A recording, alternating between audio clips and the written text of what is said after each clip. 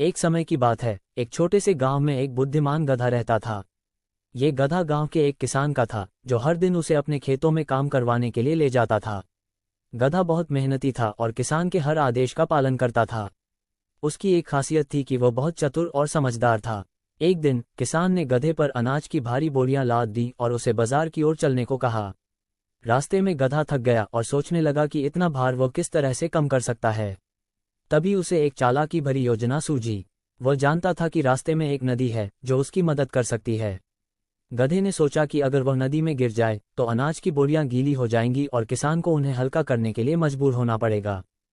गधा जब नदी के पास पहुंचा तो उसने खुद को नदी में गिरा दिया। जैसे ही वह गिरा, बोरी की भारी मात्रा में अनाज पानी में घुल गया और बोरी हल्की हो गई। गधे को यह देखकर बहुत खुशी हुई कि उसकी योजना काम कर गई है। जब किसान ने देखा कि बोरियां हल्की हो गई हैं, तो वह भी खुश हो गया और उसने सोचा कि शायद बोरियां कम भारी थीं। लेकिन ये घटना एक बार ही नहीं हुई।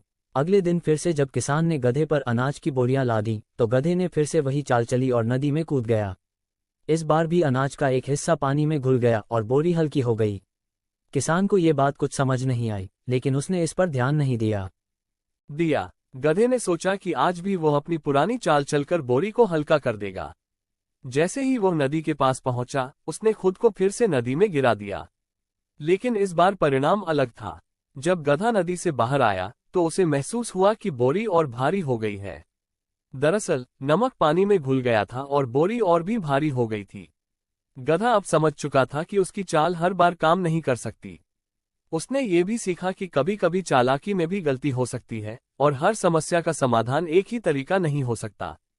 कहानी से यह शिक्षा मिलती है कि कभी कभी बुद्धिमानी से भी अधिक महत्वपूर्ण है सही तरीके से काम करना और यह समझना कि हर स्थिति अलग होती है।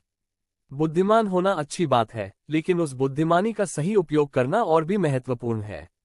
तो दोस्तों, आपको अगर कहानी अच्छी लगी हो तो वीडियो को लाइक करें और चैनल को सब्सक्राइब करें।